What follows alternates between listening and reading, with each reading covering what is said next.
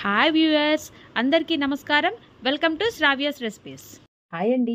ఇవాళ మన రెసిపీ పెరుగు పచ్చడి. అయితే ఈ రెసిపీ ఎలా చేయాలనేది చూద్దాం. మరి ఇక ప్రాసెస్ స్టార్ట్ చేద్దామండి. ఇట్లా గిన్నెలో పెరుగు ఉంది కదా, ఒక పెరుగు తీసుకోండి. దీన్ని అంటే నలకలు లేకుండా స్మూత్ గా చేసుకోవాలండి. ఇప్పుడు ఇది కొంచెం చిక్కగా ఉంది కదండి, మనకి చిక్కగా ఉంది కాబట్టి నీళ్లు పోసుకోండి అన్నంలో కలిసేటట్టు.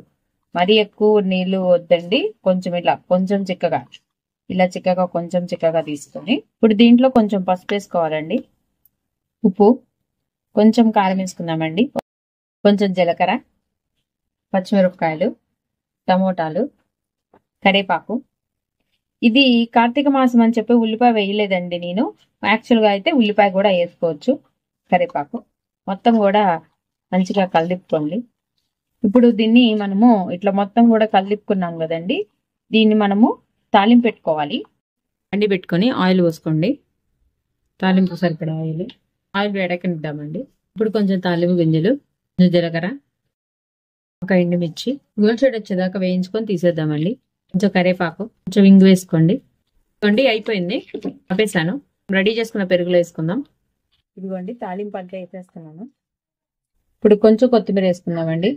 ఇదిగోండి అయిపోయింది. అండి, కమ్మటి పెరుగు పచ్చడి రెడీ అయిపోయింది. ఈ వీడియో కనుక మీకు నచ్చినట్టయితే ప్లీజ్ లైక్ చేసి, షేర్ చేసి, సబ్స్క్రైబ్ చేసుకోండి. Thank you for watching Sravya's recipes.